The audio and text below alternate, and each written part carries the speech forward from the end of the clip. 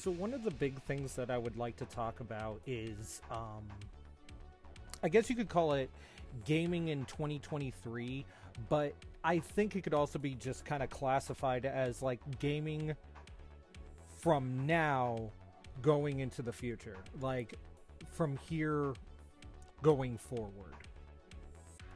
In comparison to how things used to be years ago, gaming requires so much time.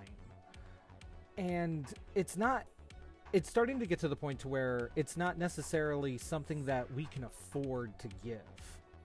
There are some people out there that are absolutely lucky and they don't have to worry about, like the fear of missing out because they have like one dedicated game. It's ultimately one of those things to where you gotta hope that you never get burned out on something, because the minute you do, you'll start to go towards something else, and then all of a sudden it's like what used to be your everyday game is now something that you haven't touched in a year.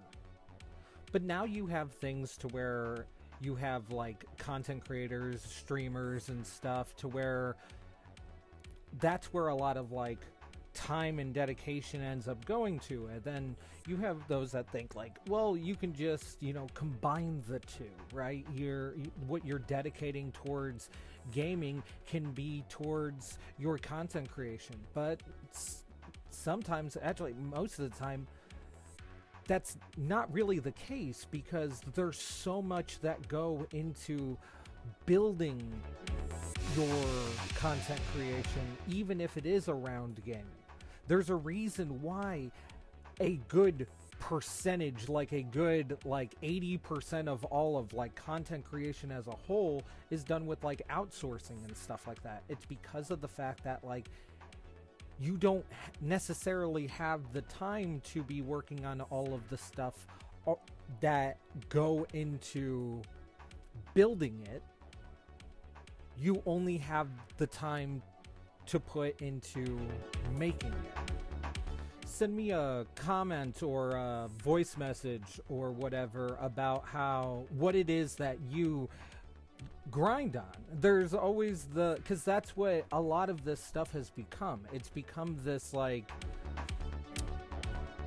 I wouldn't necessarily call it like an endless grind, because that's what I was about to say, but like it's become a type of grind to where it has to occupy so much of your time. And yeah, let me know what it is that you do. I would love to see how diverse, the audience gets. But ultimately, I'm starting to feel a little lost when it comes to gaming as a whole. It doesn't feel like what it used to where, I didn't really think that much of it. I just sat down and I played a game, right? It's now starting to feel more like I have to pick and choose what it is that I'm going to play, and that means I gotta sacrifice making the necessary progress in order to get to where I want to be in a different game or several other games.